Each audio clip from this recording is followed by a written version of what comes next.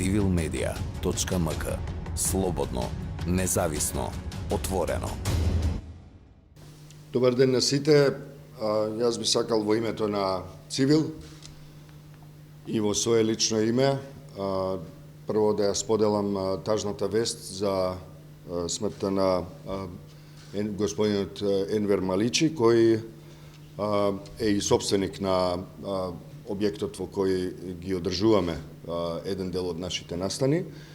Тој е воедно познат и како заменик на градоначалникот на град Скопје, активен човек, донатор, филантроп, човек за кој секако дека можат многу работи да се кажат, без да се има дилема колку и на кој начин тој придонел за ова општество,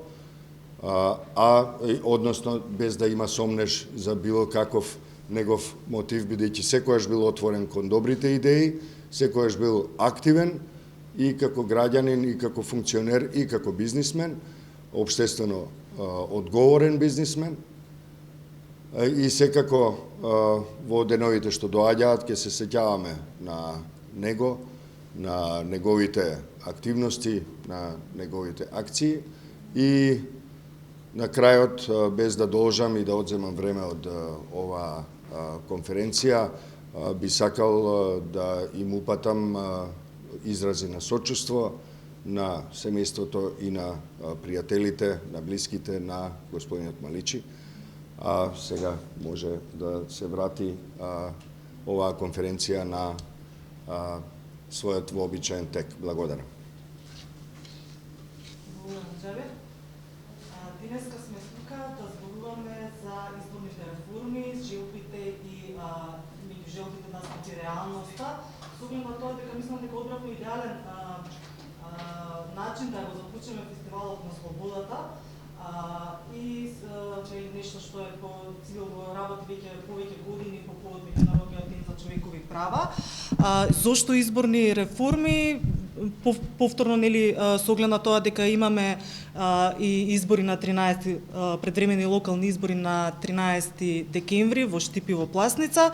Сепак кога зборуваме за изборни реформи, свесни сме и ние, мислам како јавност, меѓутоа сметам дека и надлежните институции, дека секогаш пред секој изборен циклус се соочуваме со низа проблеми кога станува збор за промени, за промени во изборниот законник пред се, меѓутоа и се отвараат темите како што се и промена на изборниот модел и на тоа како и што може да се придонесе со сите тие измени во контекст или во интерес на граѓаните, односно гласачите, кои што на крајот на денот на гласање се оние кои што треба најмногу да извлечат корис или бенефит со гласање, односно со избирање на своите представници кои што ги представуваат, дали тоа ќе биде во собранието или во владата, дали ќе се работи за градоначалници, значи луѓе кои што ќе ги представуваат на локално ниво или пак станува збор за претседател на државата.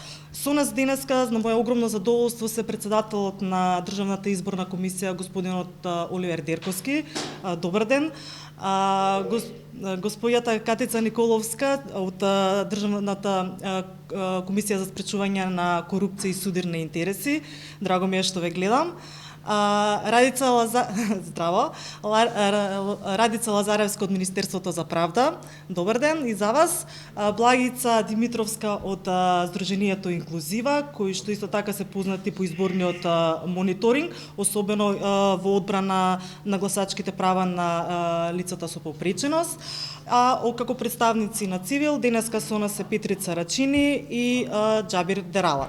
Јас би започнала, доколку ми дозволите, со вас, господине Дерковски, и пред се со прашањето ајде да почнеме кои се, да речеме, вашите видувања и забелешки од она како поминаа предвремените парламентарни избори на 15 јули, што можевме да научивме, значи кои беа предобивките со оглед на тоа дека се наоѓаме во кризна здравствена ситуација со пандемијата од COVID-19 и како можеме тоа да го надокнадиме, еве да речеме, првиот тест ќе бидат предвремените локални избори во Штип и во Пласница. Добар ден на сите. Да изразам сочувство и јас во мое име на семејството на господинот Маличи. Штета се на некој начин изгубивме сите еден прекрасен човек. Што се однесува на вашето прашање, значи можам да заклучам дека предвремените парламентарни избори 2020 година, кои се одржаа во јули месец, завршија и покрај сите предизвици кои што ги имавме сите кои што бевме учесници во организација на тие избори, на еден би рекол сепак добар начин. Тоа го покажува впрочем и финалниот извештај на мисијата на ОПСИ од ИХР кој што пред неколку дена го добивме, и она што се однесува на организацијата од страна на институциите, потенцирано дека беше со оглед на околностите во кои што се организираа изборите одлично направено, и првиот ден, и вториот ден, и третиот ден изборен, главниот ден на изборите помина одлично и нормално со забелешката која што сите нас на некој начин не стави во една незавидна ситуација, тоа е објавувањето на резултатите и техничкиот проблем кој што настана заради хакирањето на сајтот на ДИК од страна на непознати сторители, и истрагата се уште трае за тој настан. Инаку во главном и покрај предизвиците од здравствената криза и пандемијата која што владее и до ден денес, тие избори на некој начин успеавме добро да ги организираме. Она што предстои пред нас, тоа се предвремените парламентарни избори, и се извинувам, локални избори за Штип и за општина Пласница. Ние на некој начин со претходното искуство кое што го стекнавме во изминатото лето, сега ни е многу полесно да ги организираме. Сме логистичка поддршка на општинските изборни комисии, кои согласно изборниот законник сега се главно задолжени за организација на овие локални избори. Ги направивме подготовките на време, се одвива согласно планираното.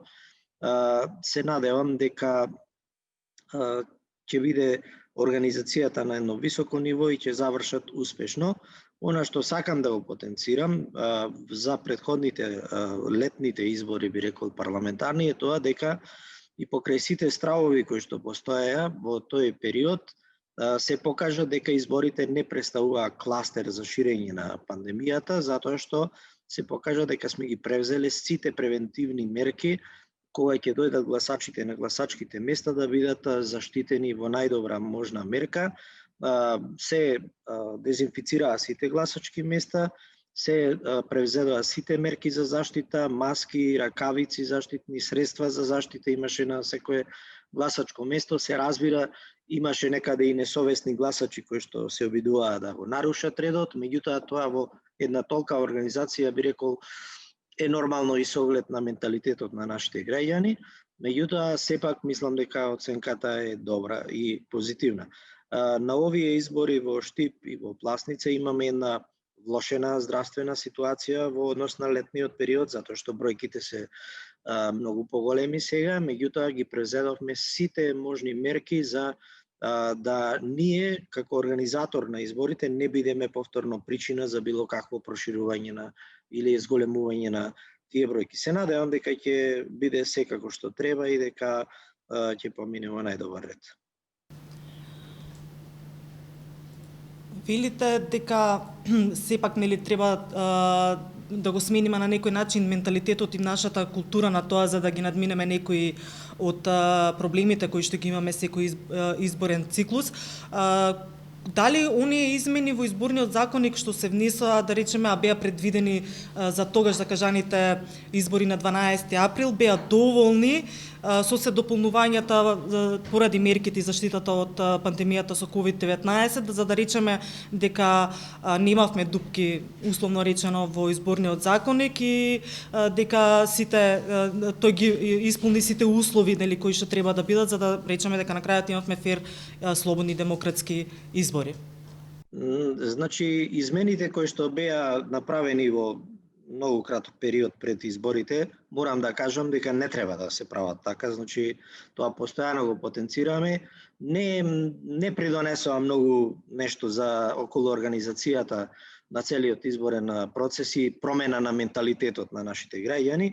Ние треба да се трудиме да донесеме едно вистинско законско решение на време, сега во овој период би требало да почнеме, за наредните локални избори да го имаме тоа искристализирано законско решение, кое што ќе ги затвори сите гапови на некој начин кои што се јавуваат во самиот изборен законник и честите промени кои што во минатиот период се правеа во тој законник доведуваат до тоа да сега имате во самиот законник колизија на норми кои што се составен дел на истиот закон и ни представуваат на некој начин проблем во функционирањето и организацијата. Значи, јас би апелирал да се престани со праксата на промена на закон на изборниот законник и изборното законодавство во 5 до 12 или честата промена. Треба да се направи едно добро законско решение кој што ќе ги предвиди сите овие ситуации, за да може на изборните органи да им се даде шанса вистински да го организираат процесот, а со тоа и да се дигне довербата на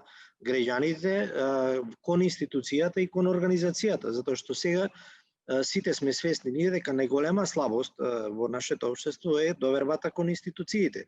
И за да ја подигнеме таа доверба, тоа ниво, ние мораме да го јакнеме и капацитетот на институциите, меѓутоа и да ги ставиме на здрава основа, а здравата основа представува чист, добар изборен законник кој што во иднина нема да отвара дилеми на било кој начин во организација на испроведување на избори.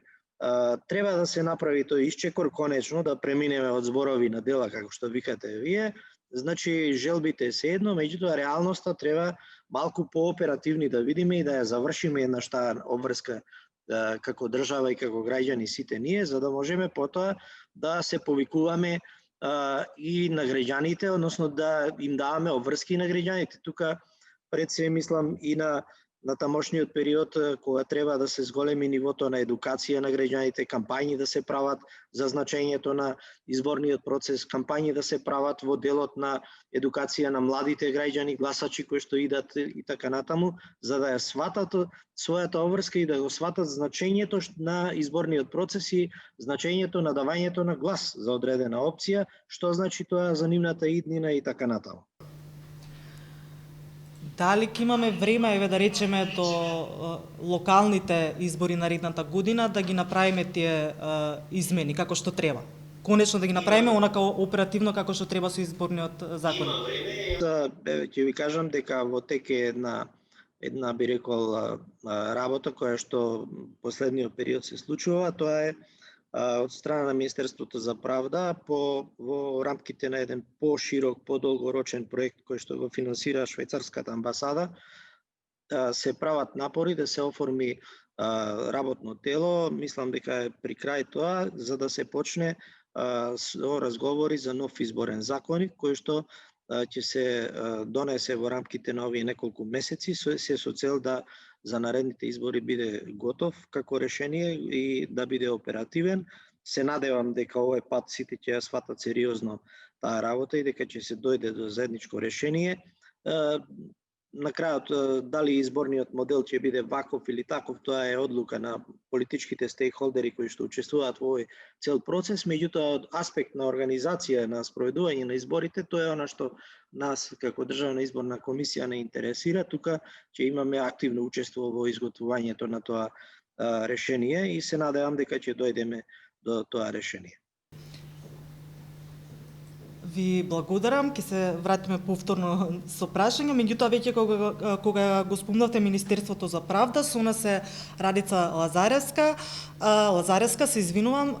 Радица, кажете ми, која е улогата на Министерството за правда во однос на изборните циклуси, значи во однос на генерално на изборните процеси и кога можеме да очекуваме таа работна група за изборни реформи? Добар ден, еви од мене, да ве дополнам.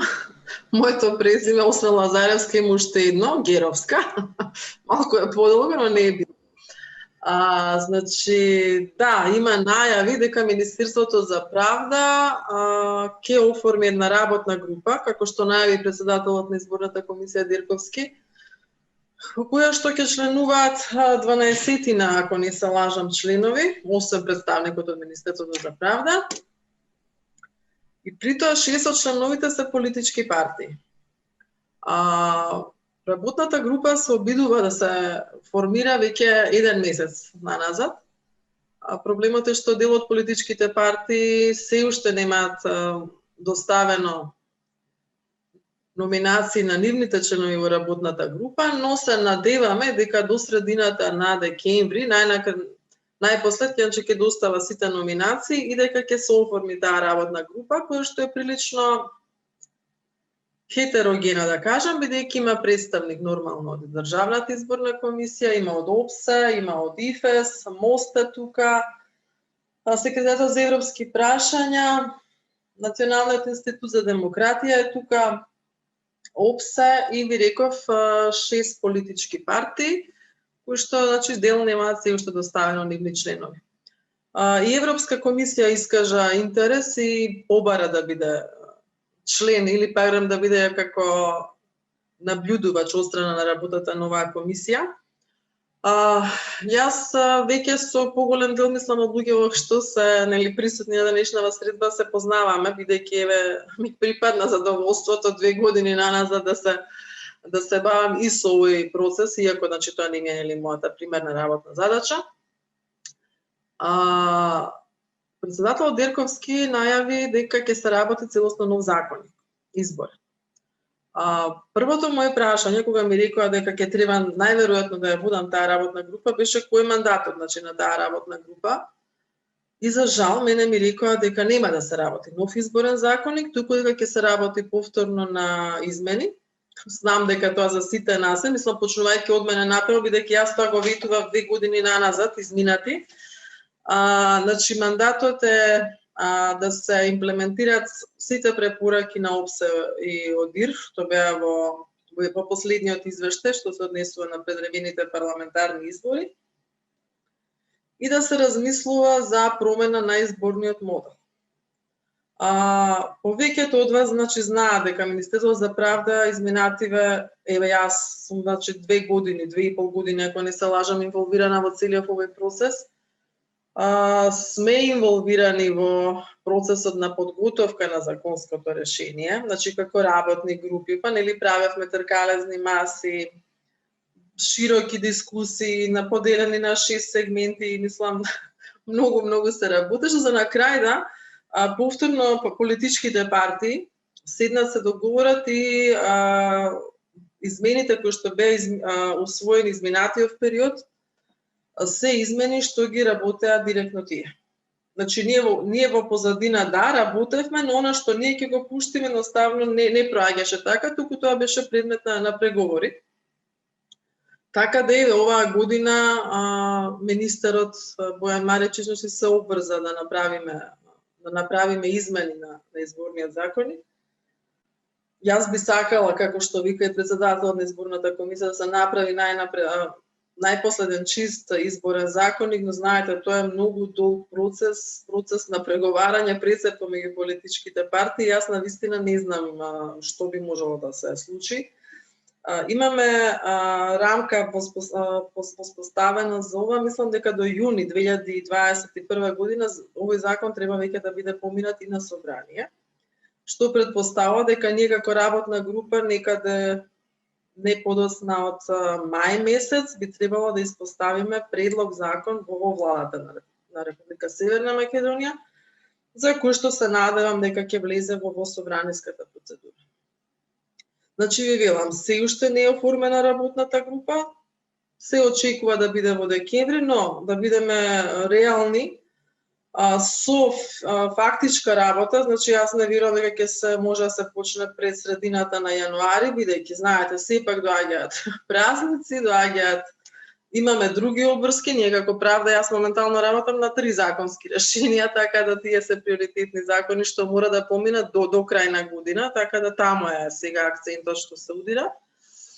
Но можно е, ако се оформи работната група, чисто да се одржи еден работен состанок првичен, за да се запознаат членовите, па ќе видиме понатаму што ќе се случи.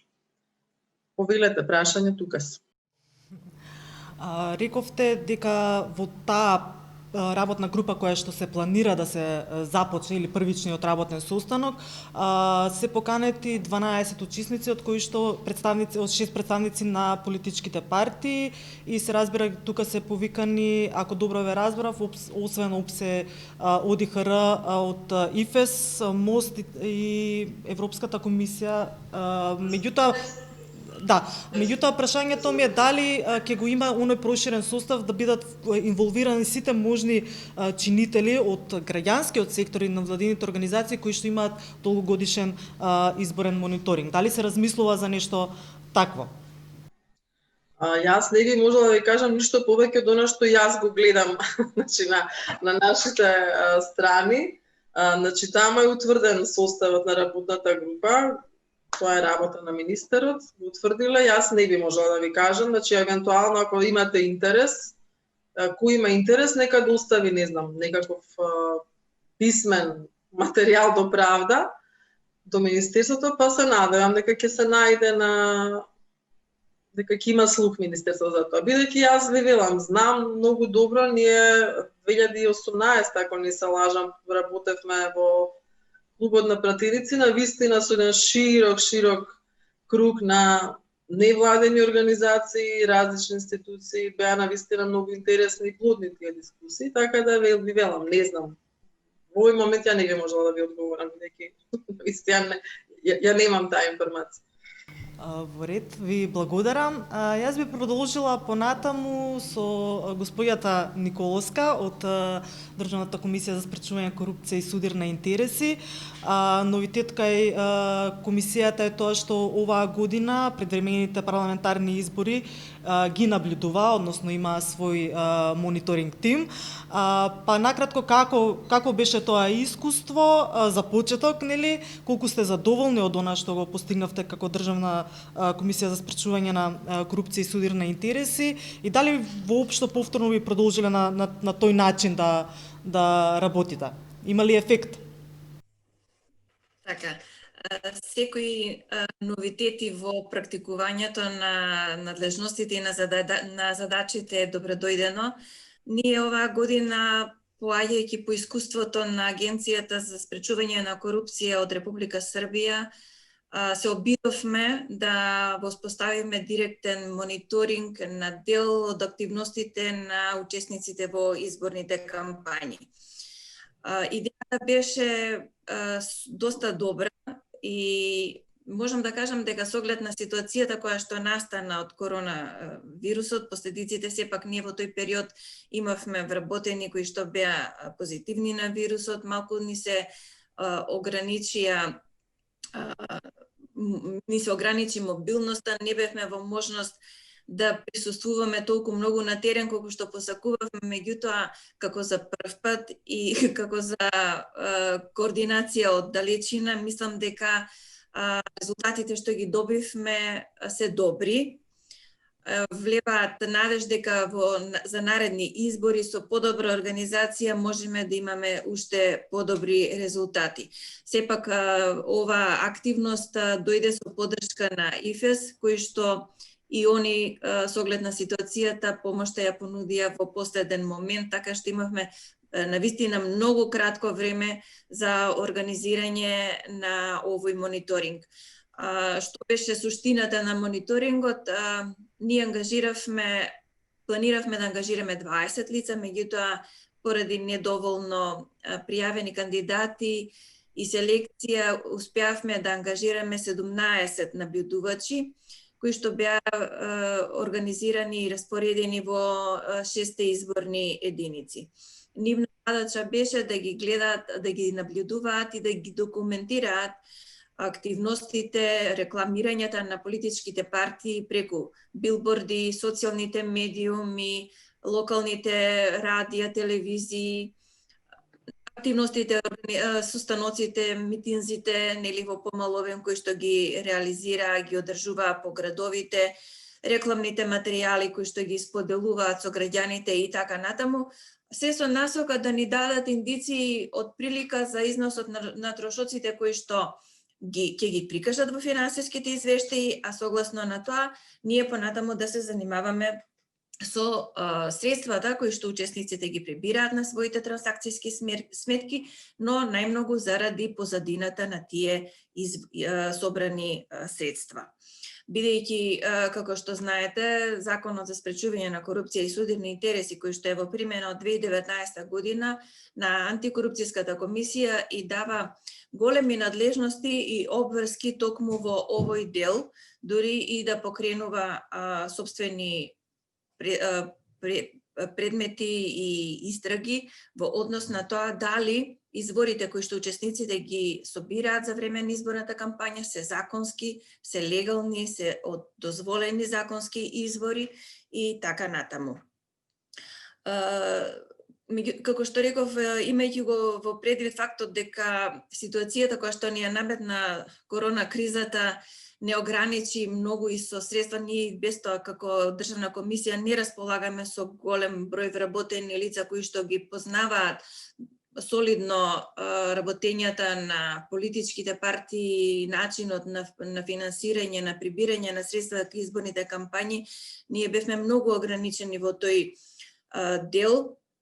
Постапивме ние согласно нашите законски надлежности, измените кои што ги направивме во изборниот законник ни овозможија на некој начин да се доближиме до трансакцијските сметки на партиите кои што каде што ги прибираат приходите, така што во реално време имавме податоци и информации од каде се прибрани тие средства, во кои износи и така натаму. Меѓутоа, како што рече и председателот на Државната изборна комисија и колешката Радица, последните измени сепак направија такви недоразбирања и едноставно неусогласеност на самите одредби, што, например, во финансирањето се дозволи политичките партии покрај средствата за прибрани од донации од правни и физички лица да може да ги користат и средствата од редовните сметки на политичките партии од оние извори што се различни од средствата што ги добиваат од буџетот. Ова настана таква мешаница, да речам, во висината на износите, што едноставно на мала врата се дозволи за изборни цели да бидат користени различни износи на средства кои што ги уплаќаат правните и физичките лица, еднаш на редовната, еднаш на трансакцијската сметка. Зошто го велам ова различности? Бидејќи износите кои што се уплаќаат, донациите се во различни вредности. Донациите на трансакцијските сметки се во повисок износ неголи дозволените донации што се уплатуваат на трансакцијските изборни сметки.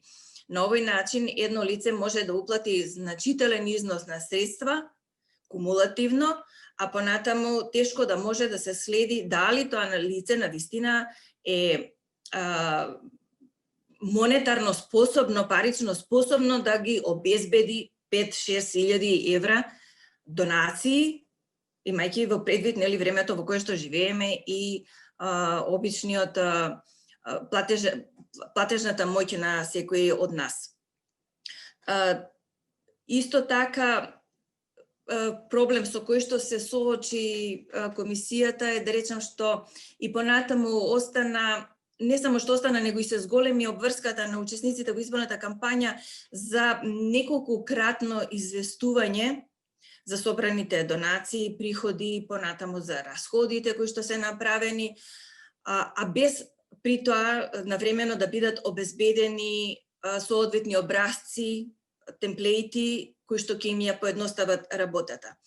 Уште посложено е фактот што сите овие извештаи треба да бидат доставени до Државната изборна комисија, до нас, до Државниот завод за ревизија и така натаму, значи една мешаница од обврски и начини на известување. партиите некои беа запознаени со овие проблеми и барања нивни обврски, некои не, некои користеа стари образци кои што се веќе одамна исфрлени од употреба, некои не ги доставија на време и така натаму, меѓутоа пак ќе речем, имајќи предвид ситуацијата, ние не го сметавме тоа како зло, меѓутоа укажувавме и ги известувавме дека треба да ги достават сите тие податоци и информации. Начинот на кој што беа спроведени и нормално работите кои што произлегоа од измените ќе бидат едноставно како патоказ што треба да се направи и да се подобри во новиве измени што се заговараат во изборниот законник. Мене ми е жал што Министерство за правда не вклучи во сам почеток во работната група. Минатата година учествувавме и активно придонесовме и беа прифатени добар дел од нашите забелешки и предлози. Не знам која е причината што оваа година не сме вклучени во сам старт, меѓутоа ја се надевам дека ќе се најдат начини и можности да не вклучат, бидејќи сме една од институциите кои што и tekako активно учествуваат во самиот изборен процес, нормално во поглед на реализација на нашите надлежности. Благодарам. Кои се, да речеме, колку пријави добивте или од вашиот мониторинг тим за време на предвремените парламентарни избори и на што конкретно се однесуваат тие? Во кој сегмент од изборниот процес? Мониторингот не се однесуваше на утврдување на злоупотреби или на незаконитости. Ќе повторам, немавме можност да направиме соодветна обука за да ги насочиме наблюдувачите. Сепак тоа се обични граѓани кои што не ни го знаат изборниот процес, не ни го знаат работењето на партиите. Нив само им беше кажано да забележуваат и да документираат што повеќе начини и средства преку кои што партиите се рекламираат. И уште еднаш ќе повторам, значи бидејќи ние не располагаме со доволно обучен кадар за да може да ги анализира тие работи, ние во соработка со Државниот завод за ревизија ги предадовме сите материјали, информации и податоци со кои што располагаме, а они сега во овој период ја вршат задолжителната ревизија на финансиските извештаи кај учесниците во изборната кампања, така што тие материјали нешто ги обезбедивме, ќе им бидат доказ дали нешто е реално прикажано во финансиските извештаи и така натаму. Дали, например, некој билборд на вистина бил на местото или е пријавен во фактурата или во ред други работи, исто како и сите форми на печатени материјали. Значи, сега сите тие материјали ние што ги обезбедивме се предадени во Државен завод за ревизија како дополнителни механизми за нивно истражување и потврдување на финансиските извештаи. Доколку постојат отстапки, нормално имаат и они механизми, имаме и ние механизми, понатаму да превземеме соодветни чекори и мерки пред надлежни органи. Ви благодарам, Благица. Знаеме вашето искуство и вашиот удел во тоа, вашиот придонес всушност кога се однесува до изборните процеси и начинот на кој што вие го вршите мониторингот. Накратко, кои се вашите заклучоци од, да речеме, последниот изборен циклус и кои се препораките во однос на реформите кои што треба да се направат во изборните процеси? Добар ден и од мене, да ве поздравам сите и да ви се заблагодарам што не вклучите. Иако Цивил беше првиот иницијатор, инклузива понатаму да ги мониторира изборите. Ние на овие избори излеговме со најголем број на наблюдувачи, што докажа и покажа дека лицата со попреченост не се плашат од предизвиците, туку ги совладуваат најдобро од сите.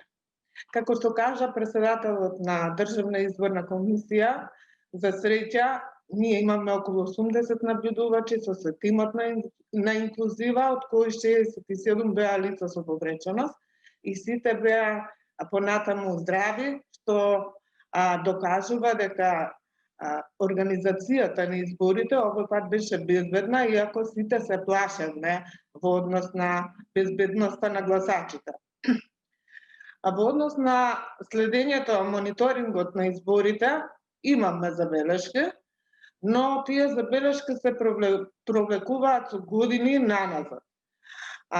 Во однос на правото на глас на гласачите со попреченост, веќе подолго време работиме со Државна изборна комисија, која е отворена за соработка и дава резултати.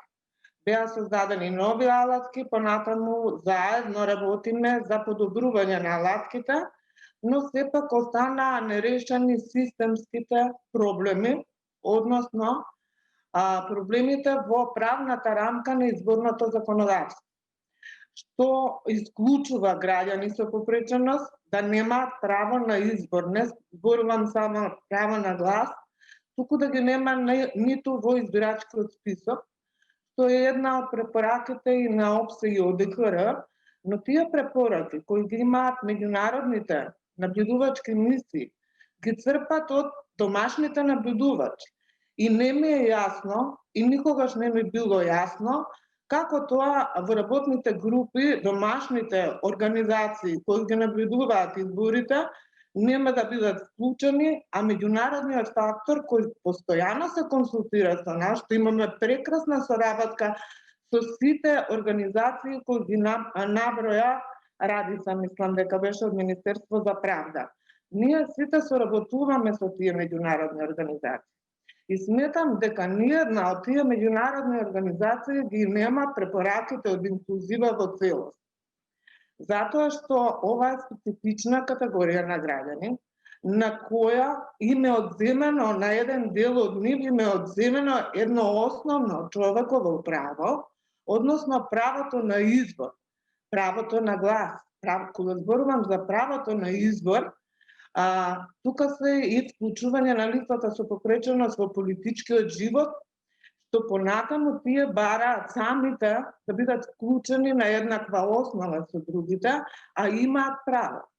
Нашата држава е потписник на Конвенцијата за правата на лицата со попреченост и од 2011 кога е ратификувана оваа конвенција, државата има обврска да ги почитува сите права и да ги усогласи изборната правна рамка со одредбите од конвенцијата.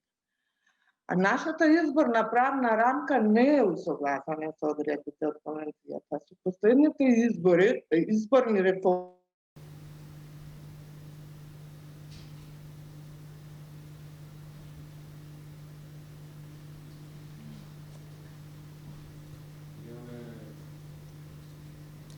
Се слушаме, Благица? Не да се слуша. лицата кои се наоѓаат во старски домови. Тука има многу лица кои се сместени во други форми на вонсемено згрижување, кои повторно останаа без правото на глас. Ние доставивме, кога слушнавме дека се оформила работна група пред предвремените парламентарни избори, доставивме барање до Министерство за правда да бидеме вклучени како организација, за да ги дадеме нашите препораки и секако да ги застапуваме препораките кои ги даваме, бидејќи тука јас не викам дискриминација, тука е директна дискриминација на луѓето со одземена деловна способност и луѓето не се наоѓаат ниту на избирачкиот список, но не постои никаква статистика за оваа категорија на граѓани. Во овој да сметам, ние доставивме барање преку ЕМАЛ поради состојбата со COVID-19, но не добивме одговор. Ке доставиме сега и бараме, еве јавно барам, да бидеме вклучени во работната група, затоа што никој од наведените членови на работната група не може да ја застапува оваа категорија на граѓани, како што ние ќе ја застапуваме бидејќи имаме податоци од терен. Благодарам ви. Благодарам, Благица. Јас се надевам дека од овој аспект, но на последното што го рековте за поголемо вклучување на граѓанските организации кои што вршат изборен мониторинг, дека навистина ќе бидеме вклучени, затоа што исто така имаме голем удел во изборните процеси и во тоа од терен, што се вели, од лице место, ги знаеме најголемите проблеми со кои што се соочуваат и изборната администрација, меѓутоа и самите граѓани, односно самите гласачи на денот на гласање, така да мислам дека можеме многу да придонесеме во тој дел. Јас би продолжила со Петрица Рачини. Петрит, Цивил во текот на предвремените парламентарни избори, како дел од својот мониторинг, имаше и ја мониторираше и кампањата, изборната кампања. Јас би те замолила, ако може накратко, кои се резултатите од тој мониторинг, па може би накратко за нешто за тоа до кои наоди и препораки дојдовме како резултат на изборниот мониторинг за време на предвремените парламентарни избори. Би сакал вака околу некои поенти кои што низ години ни се провлекуваат во однос на тоа што го работи Цивил како организација за мониторинг на изборниот процес. Би се фокусирал на 3 работи околу организација на изборниот процес, финансирање на политичките партии и на медиумските кампањи и околу изборниот модел. Што се однесува до организацијата на изборниот процес, постојано детектираме неколку проблеми кои што мислиме дека се исклучително важни и дека треба да се адресираат што поитно. Неажурноста на избирачкиот список. Граѓаните не може да го остварат правото на глас, често пати дури и на овие избори кои што измина, ние видовме поплаки од граѓани кои што се жалат дека ги нема на избирачкиот список, дека ги имало па ги немало, дека на нивна адреса има други лица и така натаму. За жал, овие проблеми се уште не се решени. Потоа, како што и самите учесници во оваа дебата констатира, имаме нееднаквост во знаењата и вештините на луѓето што учествуваат во администрирањето на изборите. Особено е видливо ова во руралните средини и во помалите општини. И мислам дека тука Државната изборна комисија треба да го користи времето кое што е пред изборите, годините што не се изборни, за да ги зајакне капацитетите на учесниците во изборниот процес, односно на изборната администрација. Секако дека ова е сложен процес, бидејќи ние знаеме дека луѓето што учествуваат на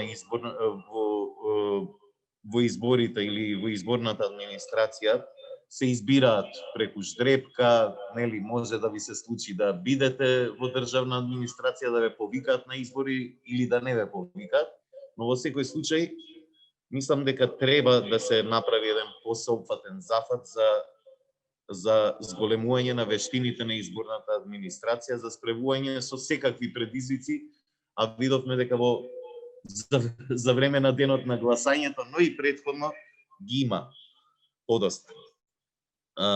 Што се однесува до обработката на резултатите, имаше неколку изборни циклуси каде што и граѓаните и граѓанскиот сектор беа прилично задоволни од начинот на кој што функционираше обработката, табулирањето и објавувањето на резултатите од страна на Државната изборна комисија. За жал, последниот изборен циклус се соочивме со една ситуација која што кај голем број од граѓани предизвика сомнеш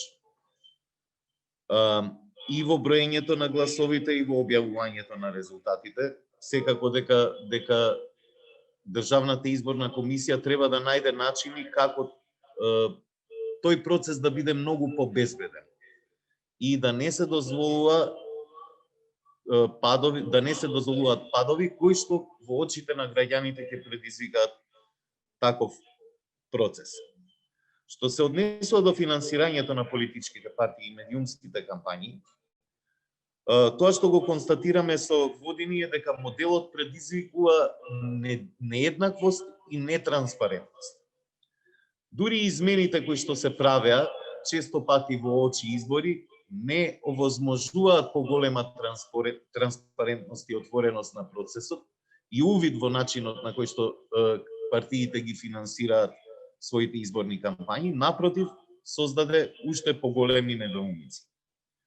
Еве едно прашање што често пати им се јавува на граѓаните. Како е возможно партиите редовно да бидат во минус по завршувањето на изборите?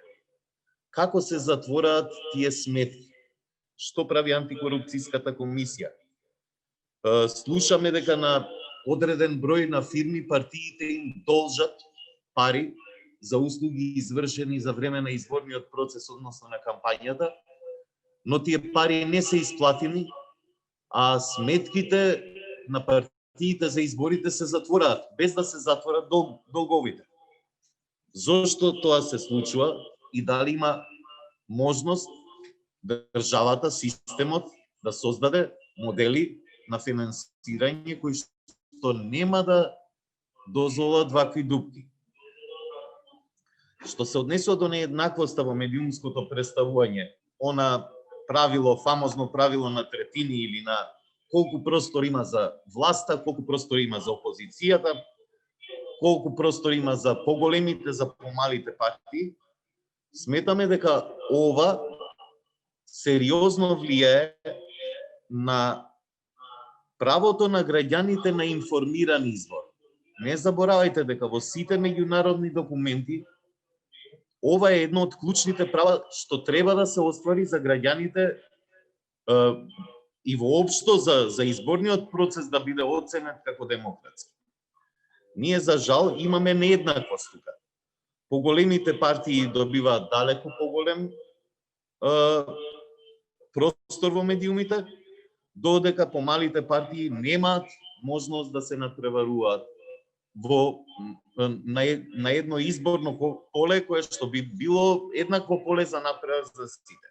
Она што во меѓународната терминологија се нарекува, го слушавме претходните избори во Македонија, level playing field.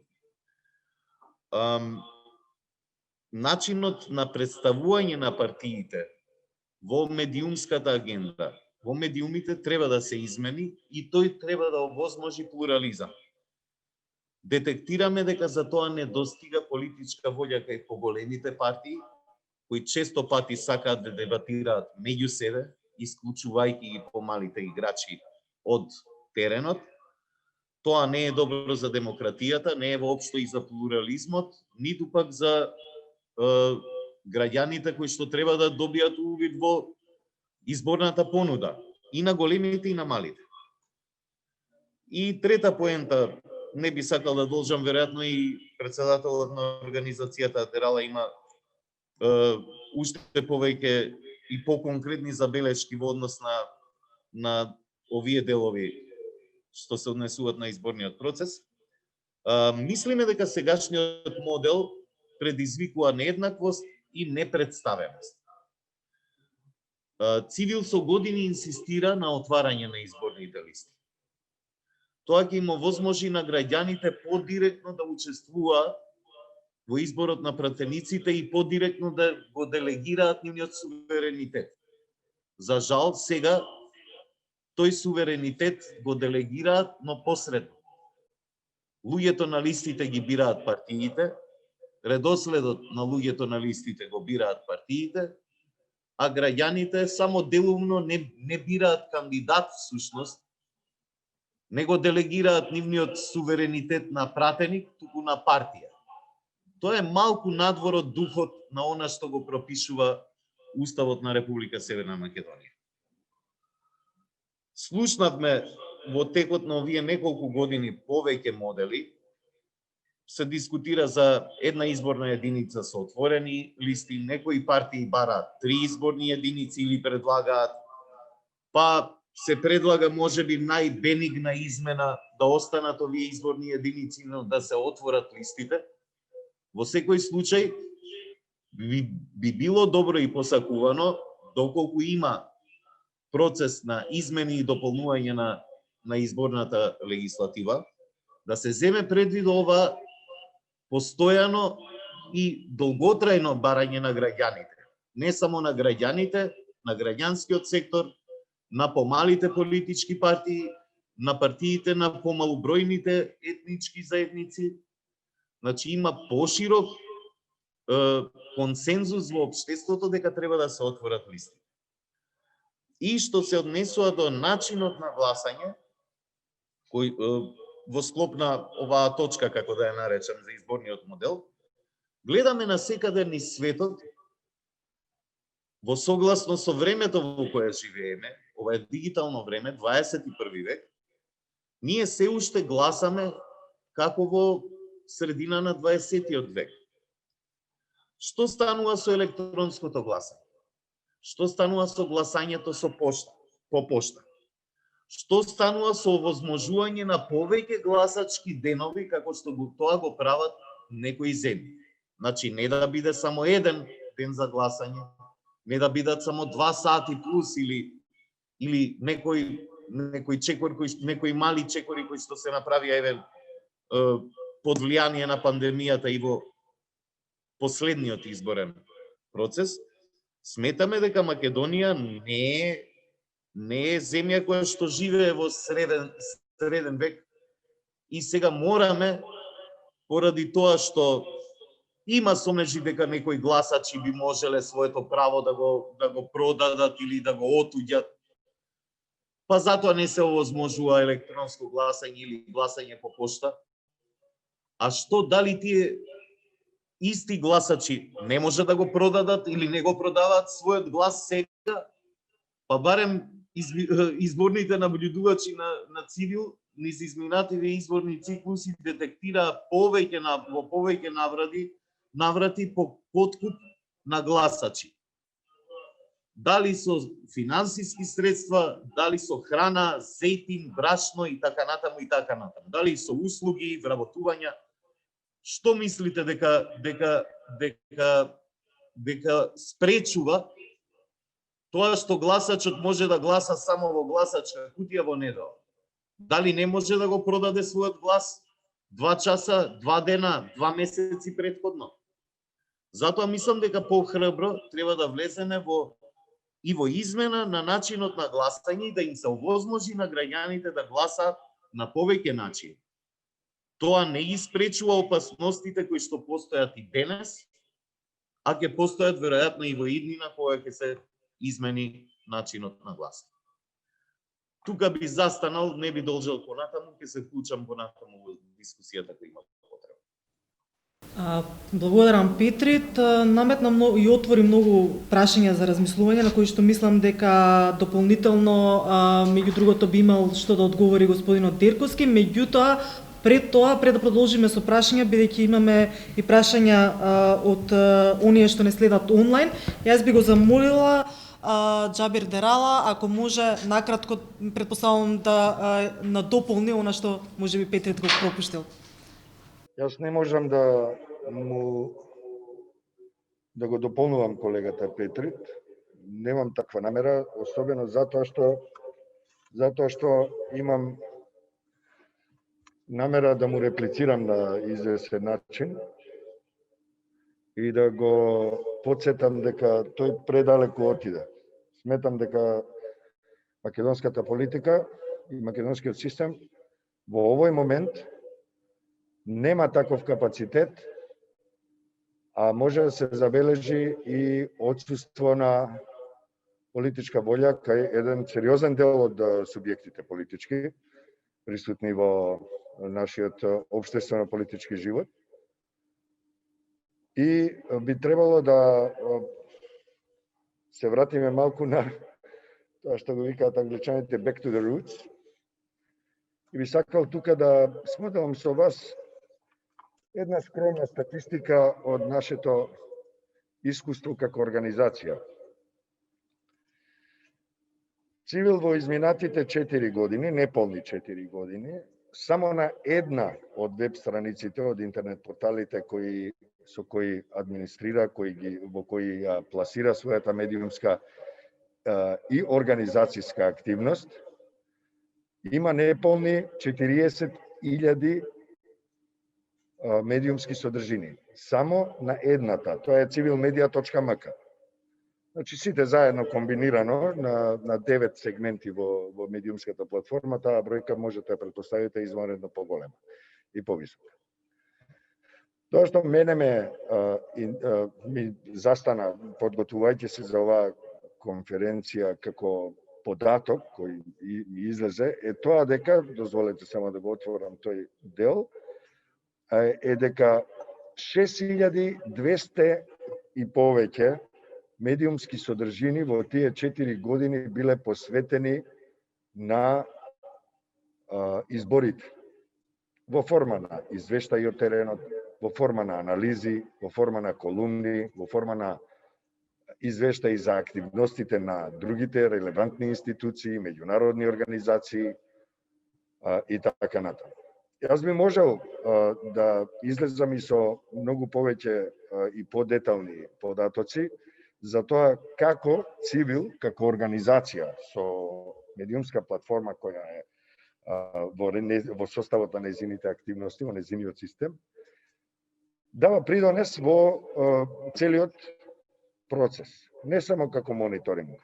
Мониторингот е од 2008 година извонредно интересен, активен, динамичен. Секои наредни избори имаме малку подобра методологија и така натаму.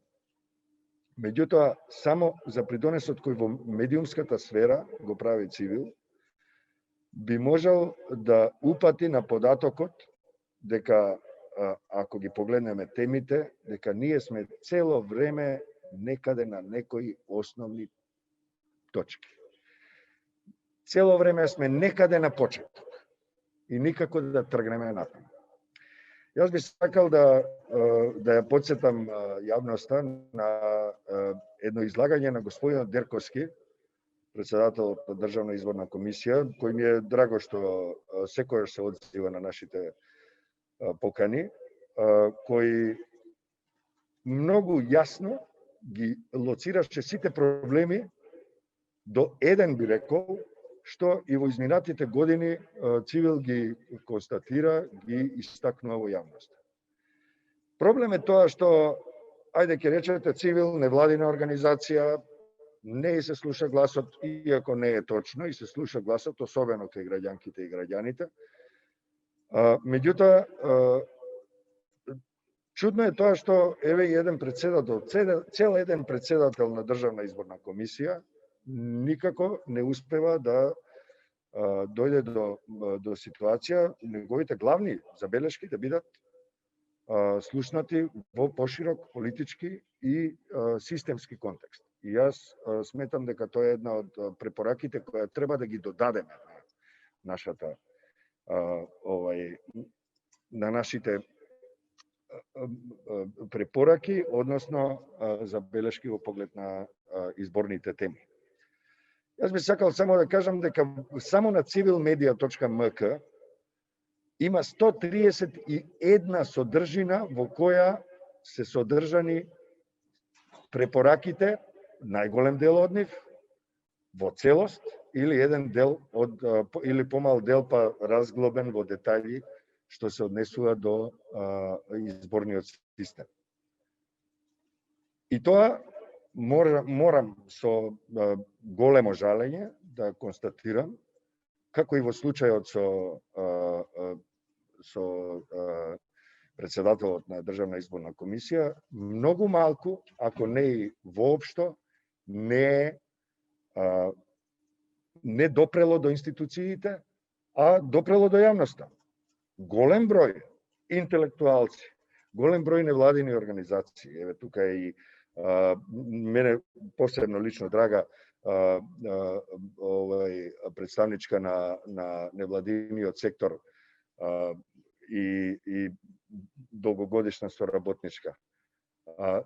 И се надевам дека ќе се согласи со мене. Тука е и експертот, медиумски експерт, наспроти тоа што е добар другар и колега, Сарачини, кој е навистина вреден ресурс, интелектуален, експертски во оваа земја, И никако не гледам дека тоа навистина добива некое обличие. Тоа не е во ред. Затоа ние нема таа научна фантастика што ја кажа Петрит пред малку, нема никогаш да ја достигнеме, ако ние не тргнеме од базичните нивоа. Јас би сакал само уште кратко да кажам неколку збора кои се однесуваат на препораките на Цивил и кои ќе бидат на некој начин враќање на основните нивоа, да не зборуваме за научната фантастика на Сарачини. Значи, Цивил во изминатите 4 години само, значи од тие 12 во кои наблюдуваме избори, излегуваме со извештаи, со анализи, со препораки и така натаму, само за 4 години, 131 медиумска содржина со преку 100 различни аспекти, детали и мислења, стручни мислења во поглед на овие препораки за изборниот модел и за воопшто за изборниот систем, излегува со, еве ќе направам само еден мал избор. Тоа е дека имаме сериозни елаборирани препораки кои се однесуваат на изборниот модел, на реформите во Државната изборна комисија, во комуникација, во соработка, во извлечено од интервјуа и изјави од релевантни лица кои се од оваа институција.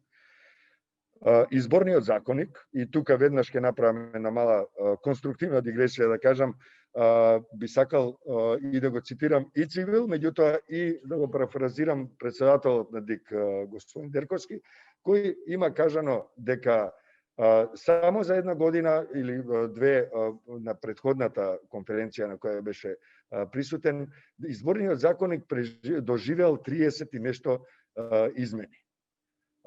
Може би грешам во точната бројка или периодот, меѓутоа неговата констатација беше закон кој се менува 30 пати не може да биде добар закон. Ние отидовме и подалеку и се согласивме и со оваа констатација и побаравме од парламентот, од владата, од сите релевантни институции да работат забрзано и сериозно на нов изборен законник. Комплетно нов од нула. Тука може колегата Сарачини да види можеби за четоци или не само Сарачини, целата јавност, целото општество да види за четоци на менување конструктивно, конкретно менување во поглед на современите текови во изборните системи. И тука можеме да се обидеме да влеземе со наша интервенција, се разбира доколку бидеме поканети. Додуше сме биле многу пати поканети, меѓутоа само декларативно, а после тоа конкретна покана никогаш не дошла. Не е битно тоа. Сега во моментов избирачкиот список бил секогаш многу често тема на нашите извештаи и на анализи, на препораки. Изборната администрација многу често е проблем сериозен, без оглед на напредоците и трудот кој се вложува во нив, сепак капацитетот се уште не е на задоволно или задоволително ниво. И се разбира уште две многу сериозни теми кои ние ги развиваме и мислам дека имаме уникатни наоди во овие сфери, соодветно на комуникација, советување, соработка со Државната комисија за спречување на корупцијата, тоа е финансирањето на политичките партии. Исто така, во тие рамки, финансирањето на медиумите во контекст на изборите и изборните кампањи и се разбира една од нашите специјалности, за жал гледам дека многу малку се работи на тоа, а тоа е политичката корупција, односно корупцијата во изборните процеси. И тоа е една ситуација во која ние имаме, како што кажав, стотици и илјадници, поточно, медиумски содржини, кои само 4 години се издадени, да не зборувам за претходните 8. И јас мислам дека е време малку посериозно и невладините организации, меѓутоа и институциите да размислуваат за окрупнување, односно комбинирање на ресурсите што се на располагање во општеството и на системот. Изборниот модел меѓу првите организации заедно со организацијата МОСТ, Цивил зборува за една изборна единица. Вие гледате од избори до избори, фала Богу ги имаме секоја година, нели? Тоа фала Богу беше иронично. И гледаме дека имаме проблем со бројот на гласачите во различни, поточно во две изборни единици. Гледаме низа други слабости кои произлегуваат од ваквата поделба на изборните единици. Меѓу другото, дел од изборните единици се класичен геримандеринг, односно кроење на границите на изборните единици соодветно на одредени етнополитички интереси кои ги имала одредена структура која ги поставувала тие граници и така натаму и така натаму. Тоа што нам ни е апсолутно важно во овој домен е дека иако има слабости и тој систем, една изборна единица за нашата земја е сосема доволна. Тоа малку се коси со едно гледиште дека треба да има 120 изборни единици, меѓутоа за тоа друг пат. Реформите во Државната изборна комисија, онака како што експертите во Државната изборна комисија, меѓутоа и нашите соработнички и соработници во нашиот експертски борд го имаат формулирано, се повеќе пати ставени на хартија, повеќе пати се изложени во јавноста, доставени се до релевантни институции и сметам дека тоа треба да продолжи и тоа да се направи што е можно поскоро. Тоа повторно може да се направи само со нов изборен законник кој ќе биде во чекор со современите текови во светот. Се разбира, политичката корупција и финансирањето на политичките партии, финансирањето на политичките кампањи е еден од најсериозните проблеми што македонското општество ги има, не само изборите.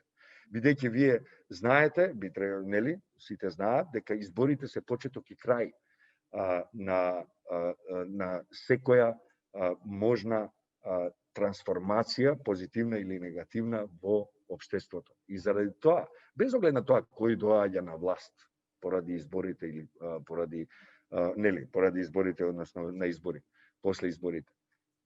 Битно е да се знае дека системот мора да профункционира и тој треба да функционира независно од политичките партии.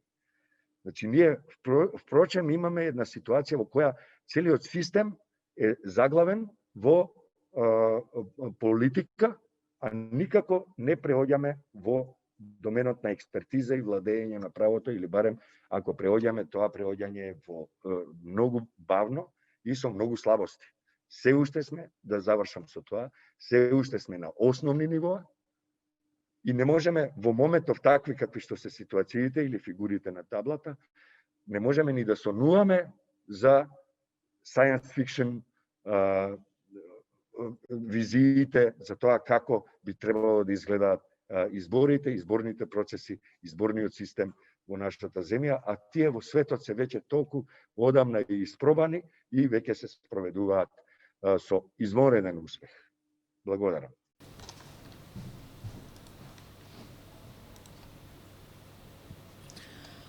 Ти благодарам, Џабир. Јас ќе се надоврзам на она што го кажа последно со прашање до господја Николовска од ДКСК во однос на политичкото финансирање и корупцијата и дали ДКСК е подкрепена со уште една институција во борба против корупцијата предводена од Љупчо Николовски, ќе бидат доволни да на некој начин да постигнеме некои резултати и успеси. Сметате ли дека ќе сме на добар пат во таа борба против корупцијата, особено од овој аспект на политичкото финансирање? Можам да кажам дека е задоволството наше да имаме представник од владата со кој што може да се соработува и ние остваривме на самиот почеток со него средба во која што беа искажани многу наши забелешки не само во делот на процесот на изборното финансирање, него и со целокупни, со сите наоди кои што со кои што комисијата излезе од незиното постоење од 2019 година па се до сега. Што се однесува до корупцијата во политичките изборни кампањи, многу треба да се работи. За жал, измените кои што ги направивме во изборниот законник нормално не можат се да спречат, не можат ни да предвидат, посебно од аспект што тие измени се донесоа во 5 до 12 и кои што беа и некои противречни сами со себе одредби. Еве ќе кажам само еден пример. Значи, ние како државна комисија не успеавме навремено да ги анализираме финансиските извештаи кои што конечните финансиски извештаи кои што ги доставија политичките партии и по нив да се произнесеме од причина што постои законско неусогласување на доставувањето на финансиските извештаи од учесниците со нашиот извештај. Имено, ние како државна комисија имаме рок во рок од 90 дена од објавувањето на конечните извештаи, од конечниот извештај за изборите, да доставиме посебен извештај до Собранието на Република Северна Македонија, во кој што ќе ги нотираме проблемите, состојбите со кои што сме се соочиле и постапувањата кои што сме ги имале во текот на изборниот процес. Тука ги вклучува и анализите на финансиските извештаи. Меѓутоа, исто така и во изборниот законник вели политичките партии, односно учесниците во изборните кампањи, во рок од 30 дена по објавувањето на конечните изборни резултати ја затвораат трансакцијската сметка. Понатаму вели 60 дена од затворањето на трансакцијската сметка, учесниците во изборните кампањи се должни да достават конечни финансиски извештаи за приходите, расходите и така натаму, нели со спецификација на трошоци. Овие 30 плюс 60 дена за политичките партии се поклопуваат во ист момент, во исти ден, значи конечните рокови се во истиот ден кога државната комисија веќе треба да го има доставено својот посебен извештај до Собранието на Република Северна Македонија. И како што е кај нас пракса да се доставува во последен момент, значи верувајте, ние имавме партии кои што буквално го искористија последниот ден да ги достават финансиските извештаи, некои ги доставија и после тоа. Меѓутоа, ние не можеме да ги чекаме партиите да ги достават своите извештаи, а ние да не постапуваме согласно нашите временски надлежности и обврски кои што ги имаме во самиот закон. Значи ги испаднеме непринципиелна и недоследна институција. Од тој аспект, ние ова го објаснивме и нотирано е во нашиот посебен извештај како системска слабост, меѓутоа верувајте дека има и други одредби кои што едноставно се во колизија еден со друг и не може да се постапи буквално под него. Ние овој извештај чекаме да биде разгледан од собрание, да не повикаат, да го одбраниме извештајот како таков, ќе го доставиме и до премиерот, до вице-премиерот задолжен за борба против корупција и судени интереси. Меѓутоа, морам да кажам дека уште во текот на измените, кога се работеше на изборниот законник, имаше доста добар дел забелешки кои што ние ги потенциравме и укажавме на проблемот кој што се провлекува повеќе изборни циклуси наназад, од аспект што се затворат трансакцијските сметки без при тоа да имаат да се бидат платени сите обврски кон добавувачите, да речем, на политичките партии, или пак тие обврски да останат во финансиските извештаи како негативна ставка, односно неисплатени. Нашиот предлог дека не смее да се исплаќаат обврските од редовната сметка едноставно не беше прифатен. Понатаму сакавме и да се метнат и прекршочни одредби, меѓутоа и тоа не беше прифатено. Значи имаше доста работи кои што не беа прифатени во текот на измените. Тие се нотирани состојби, Државниот завод за ревизија постојано ги известува за истите слабости, меѓутоа сепак на крајот на криштата политичките партии во собранието се тие што кои влијаат на последните измени и дополнувања во изборниот законник. Ние како работна група направиме се од аспект на своите надлежности, институциите од рамки на своите надлежности, да можат да ги спречиме овие појави колку што се може со законските норми. Ви благодарам. Некако се сведува дека најголем дел од што и да сакаме да направиме во однос на реформите зависи од политичките партии и од нивната волја како и на она нели што им одговара, што им е во нивен интерес или колку гледаат во интерес на граѓанките и граѓаните. Господине Дерковски и Петрица Рачини и Џабер Дерала наметна многу прашања кои што се однесуваат конкретно за Државната изборна комисија. Јас на нивното ќе го сумирам во едно прашање кое што ни стигна и онлайн, а тоа е какво е вашето искуство со медиумите во контекст на финансирањето на изборните кампањи, со оглед на тоа нели дека во однос на политичкото рекламирање забелешки имаше и во извештајот на Европската комисија, нели со забелешки дека постои огромна можност од злоупотреба. Повелете. Благодарам. Значи, да се навратам малку, ќе одговорам на прашањето, да се навратам малку на оно што Џабир го кажа. Уште има едно година и пол, мислам дека беше кога првпат ја начнавме темата за изборното законодавство и промена.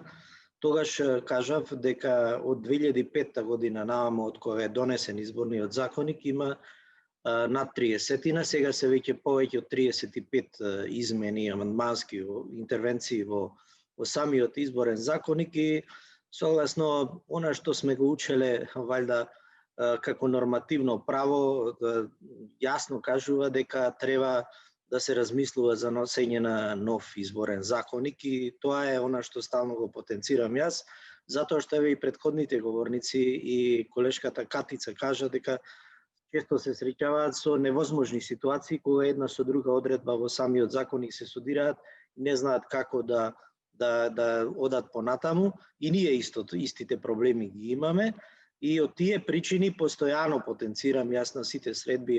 Пред некој ден имавме средба една на која што беа присутни претседателот на собрание, јас како претседател на ДИК, беше присутен министерот за правда, министерот Никола Димитров и беше лидерот на опозицијата Христијан Мицковски, на која што исто така потенцирав и се залагам да се седне и конечно да се договори начин како да се донесе нов изборен законник, да не се оди понатаму со амандмански интервенции, постојано привремени, кои што се повеќе прават проблеми отколку што решаваат реално некои проблеми кои што се јавуваат во меѓувреме. И тоа да се направи со сериозен пристап, да се вклучи јавноста, да се вклучат сите заинтересирани страни, граѓанските организации, политичките партии и така натаму, се со цел да се дојде до едно вистинско решение законско, кое што ќе ги штити интересите пред се на граѓаните на оваа држава, за да се доведе до една ситуација, кога ќе имаме организација и спроведување конечно на избори каде што со многу малку предпоставувам забелешки ќе видите вие сите кои што го мониторирате процесот. Како ќе се одвива работата, не знам понатаму. Што се однесува на, јас ќе инсистирам и понатаму, додека сум овде, постојано да одиме со такво решение. Што се однесува до вашето прашање за медиумското рекламирање, односно она што 2019 година од 5 до 12 се наметна како обврска на Државна изборна комисија, без да се размисли како тоа ќе се спроведе и на кој начин ќе се мониторира, се префрли обврската од Министерство за финансии за плаќање на медиумската кампања на ДИК, на Државна изборна комисија, која што реално нити има капацитет да го мониторира тој процес, нити пак има методологија во одреден дел за мониторинг, посебно на медиумите порталите, електронските медиуми портали, како може тоа да го изведе и на кој начин да го изведе тој мониторинг.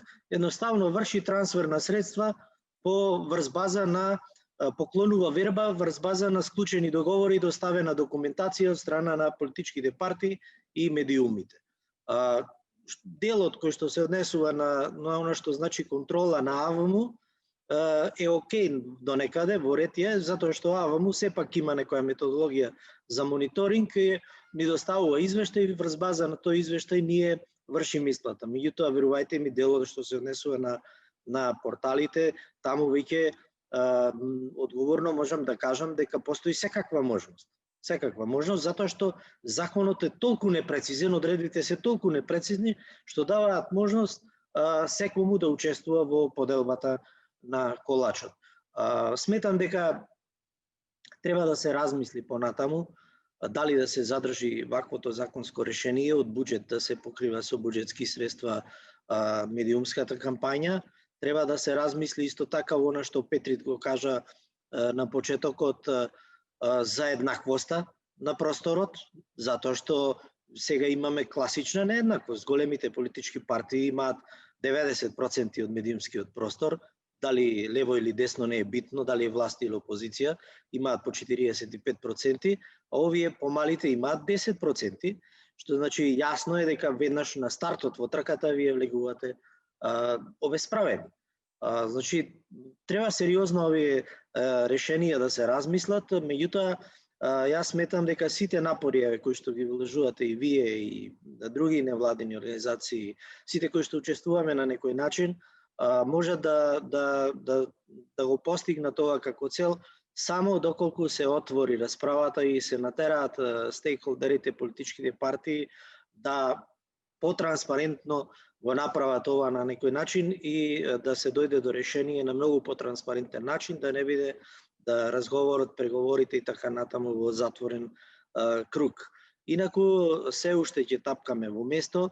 Далеку ќе бидат решенијата што ви кажува Петрит Сарачини за електронско гласање и така натаму, затоа што ние во Македонија се уште се бориме со тоа како да го идентификуваме гласачот. Значи имаме проблем со вистинска автентификација и идентификација на гласачот. Се уште имаме гласачки места каде што еден гласа за 5, за 10 или некој за друг гласа. Разбирате? Значи не можеме да останеме имуни и да се правиме дека не го гледаме тоа и дека го нема тоа. Го има. За жал го има се уште.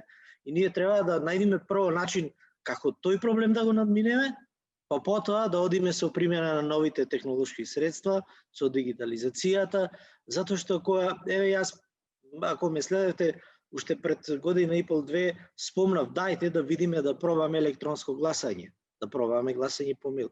Веднаш беше тој мој предлог така пречекан малку со сомнеш, затоа што се наметна ова прашање. Како ќе бидеме сигурни дека од другата страна на компјутерот гласал Оливер или гласал Петрит? Така, затоа што може да гласа било кој друг. Не може да се обезбеди принципот на еден човек, еден глас. Тоа е многу тешко во оваа ситуација и во овие услови. Ние на самото гласачко место не можеме да го обезбедиме тоа, а не по електронски пат. Инаку, нормално е во оваа сфера на дигитализација и примена на различни алатки да употребуваме и ние. Меѓутоа, ние за жал се уште се наоѓаме во време кога обележуваме со спреј и проверка правиме со UV ламба, што е навредливо и за нас како граѓани на државата малку и за сите околу кои што не мониторираат и гледаат на некој начин. Вметната е одредба во едни од последните измени на изборниот законник за примена на биометриските податоци во идентификација на гласачите. Сега е веќе задолжителна одредба за наредните избори. Ние ќе пробаме да направиме исчекор напред во таа насока, ќе видиме до каде ќе стигнеме. Тоа значи дека ќе го надминеме моментот со идентификација употребувајќи вакви дигитални средства, електронски девајси, кои што ќе ни овозможат вистински да се идентификува гласачот со употреба на неговите биометриски податоци. Тој момент ако го направиме, ако го испрактицираме тоа нешто, во таа ситуација веќе наредната фаза ќе биде ова другото, што кажува Петрит, дека можеме да применуваме и други средства во процесот на гласање. Се до тогаш ние за жал нема да одиме многу далеку и ќе се вратам на она што на последните реченици од излагањето на Џабир, дека назад сме се уште, за жал. Ние можеме да зборуваме што сакаме, меѓутоа за да направиме вистински исчекор треба вистинска волја и не само волја, него практична имплементација. Волјата да ја претвориме во чекор напред, во оперативност кај сите институции. Значи едно кокиче не прави пролет, едно врапче не прави јато. Мора сите да учествуваме, ама вистински да учествуваме, не само декларативно, не само изразувајќи волја. Ние како комисија правиме одредени напори, гледате, употребуваме алатки. Проблемот со едукацијата на избирачките одбори. Ќе ви кажам сега еден момент. Од јануари месец државата нема повеќе државна изборна комисија, останува без мандат, нема општински изборни комисии, нема избирачки одбори. На сите им поминува мандатот.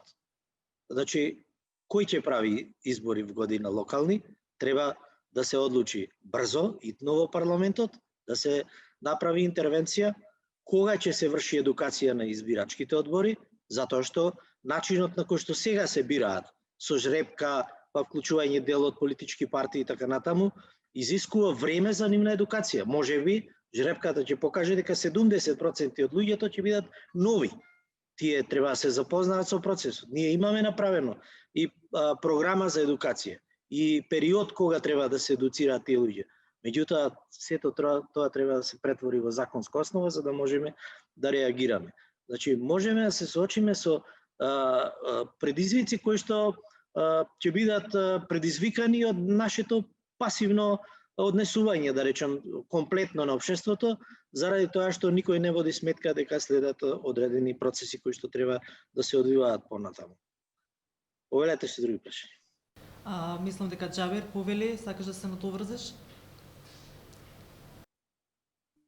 Јас би сакал да му заблагодарам на господин Дерковски за овие изрази на поддршка, се разбира и споделувањето на уште податоци и информации за процесите, но и за предизвиците.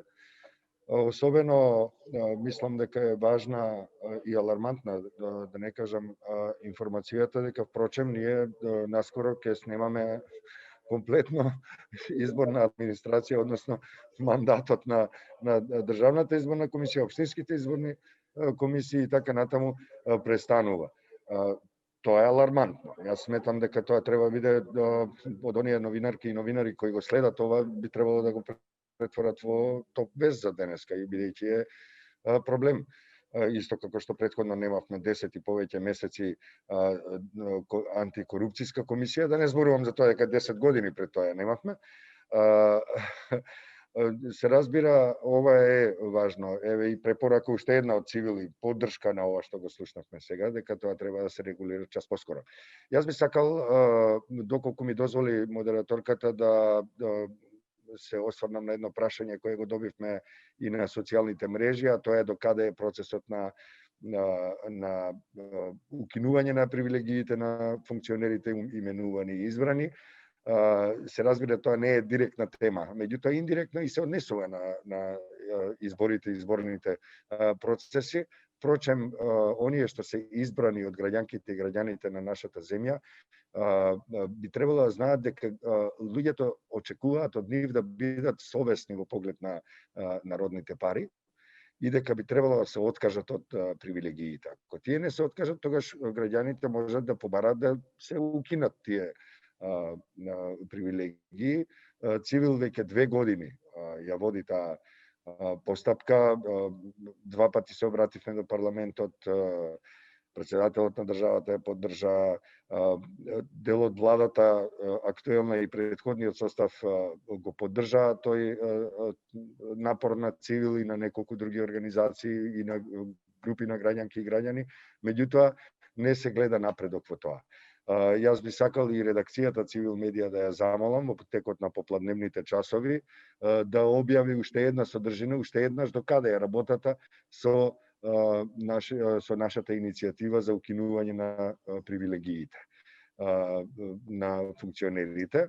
А се разбира назад кон темата, јас би сакал уште еднаш да потенцирам дека Цивил како организација експертскиот борд на Цивил кој е составен и од надворешни членови и луѓе кои се многу истакнати во областа на изборите и изборните системи, не само од нашата земја, во нашата земја најдобрите ги имаме, а се разбира и од Хрватска, и тоа луѓе кои биле директно вклучени во работата на Хрватската државна изборна комисија, експерти и од Соединетите Американски држави, меѓу другото, кои биле и во блиско обкружување на предходниот председател Обама, Барак Обама, кои работеле на изборни теми. Тоа се дел од структурите и на Цивил, па така најотворено ги нудиме сите ресурси со кои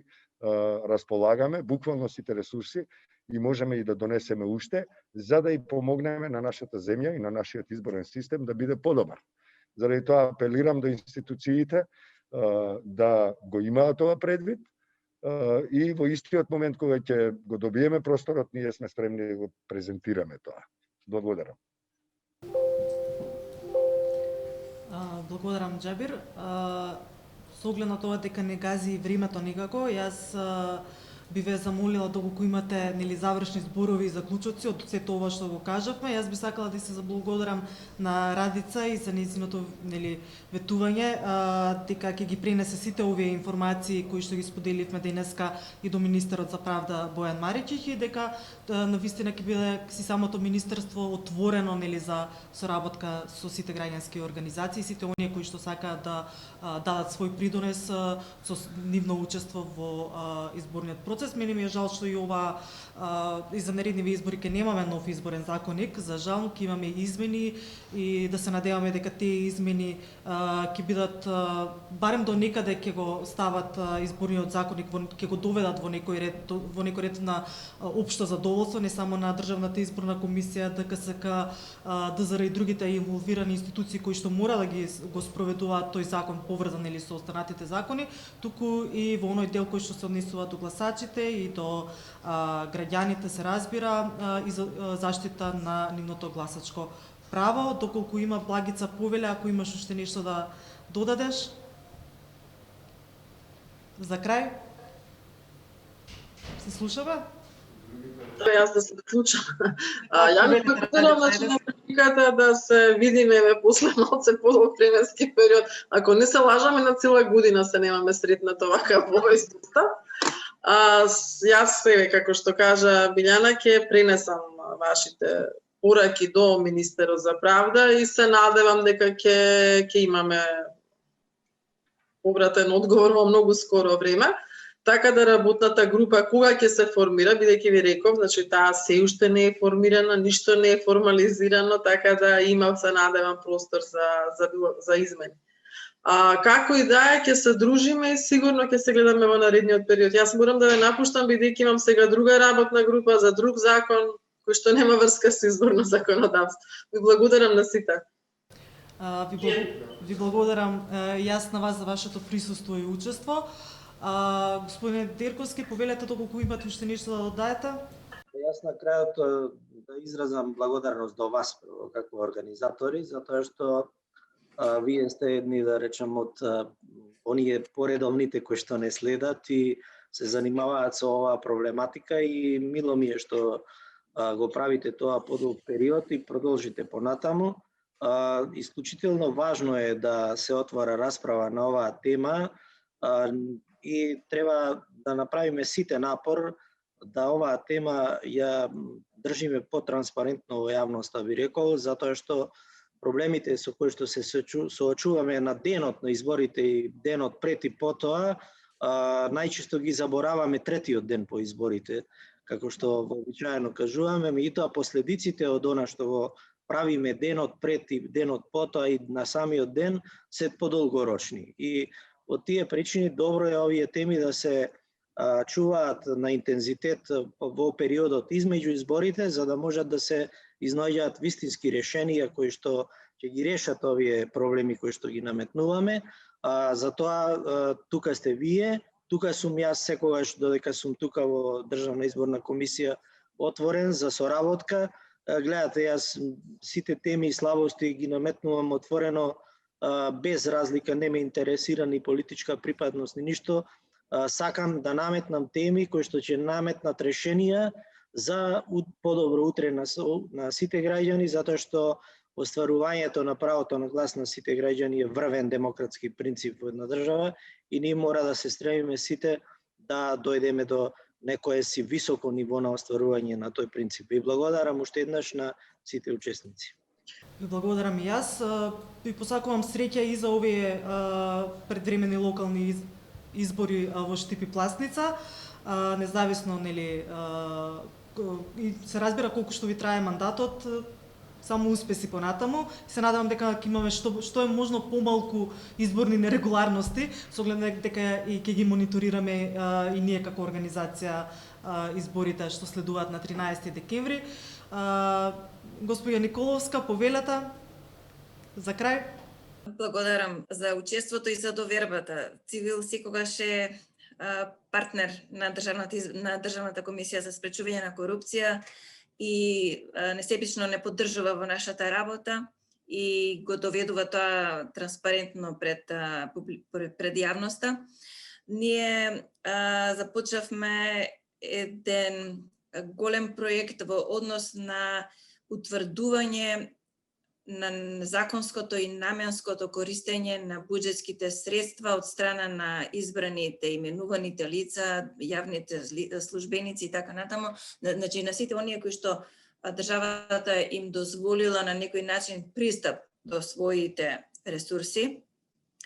Меѓутоа, со оглед на фактот што стварно имаме многу мал број на вработени, а голем број предизвици и не само секојдневни работни задачи, работа по предмети, него и други законски надлежности, работата по тој проект оди меѓутоа бавно. Јас се надевам, искрено се надевам дека за скоро време ќе испаднеме со извештаи со сите овие состојби на одисо кои што ќе ги утврдиме и како и сите извештаи тие ќе бидат јавно достапни на нашата страна, ќе бидат презентирани, но ќе бидат доставени и до господинот Липчо Николовски како инструмент со кој што понатаму он ќе може да се зафати во својата борба против корупцијата. Ние и понатаму остануваме активни со нашите задачи. Во моментов работиме на апдейтување на нашата национална стратегија, која што поради распуштањето на собранието не беше усвоена навремено. Значи, задоцнуваме со цела година од нејзината имплементација, меѓутоа сега еве правиме напори да ги забрзаме тие процеси и действија и што поскоро истата да доставиме и веќе од наредната година да почнеме со реализација на таа стратегија која што активностите кои што се наведени во мерките кои што се набројани, верувам дека доколку се спроведат онака како што посакуваме, и текако ќе влијаат на намалувањето на корупцијата во нашата држава. Ставно ќе можеме да одиме чекор поблиску кон другите демократски земји. Благодарам. Ви благодарам јас за учеството и за соработката која што се надевам успешно ќе продолжи понатаму. Пред да завршиме со Благица, извини, мислам дека Деки сака нешто да каже? Океј, не. Во ред, Благица, повели последни зборови. Јас да се заблагодарам што денеска дозволите и ме повикавте да учествувам, но секако би им препорачала на институциите и на политичките партии да не ги забораваат лицата со попреченост, односно нивните права. Тие се еднакви граѓани како сите останати, но нивното учество е оневозможено и заедно да дадеме допринос понатаму еднакво да се вклучат и еднакво да го остваруваат своето право на избор, да бидат гласачи, кандидати, наблюдувачи во секој сегмент на општеството. Единствено така ќе почувствуваме сите ние заедно дека во нашата држава има демократија. Без учеството на оваа група на граѓани нема демократија. Значи, оние луѓе кои се оневозможени да учествуваат, треба да им се даде начин како да се вклучат, односно државата да обезбеди еднакви можности за сите граѓани. Изборното право и политичкото право е загарантирано право и апелирам да се овозможи еднакво учество. Ти благодарам, Благица, и на твоето учество и јас се надевам дека конечно ќе имаме општество во кое што сите ги уживаат еднакви права. Ви благодарам на сите и благодарам и на оние што остана онлайн до крај. Се разбира, Петрит, повели доколку имаш завршни зборови, нешто да кажеш за крај. Не те заборавив. Само кусо би сакал, отворивме дискусија за актуелните проблеми, за тоа што не тишти сега, за предизвиците со кои што еве и со години се соочуваме, но мислам дека јас начнав неколку теми кои што зборуваат за некоја можеби подалечна иднина, но мислам дека што по-рано ги отвориме овие теми, тоа побрзо ќе зачекориме кон таа иднина. Не мора да гласаме електронски од утре, но можеме да размислиме барем да го прошириме пристапот физички на гласање, дали преку дополнителни денови за гласање, повеќе часови, простории кои што ќе може да се користат надвор од училиштата, кои што веројатно ќе се користат. Се надеваме дека ќе помине пандемијата и ќе се користат за учење, но гледаме во други држави дека има можности не само преку електронско гласање или гласање преку пошта, туку и други можности за физичко учество и гласање, не само еден ден 12, односно како доаѓа тоа, 12 часа. Мислам дека можеме да направиме чекор повеќе од тоа.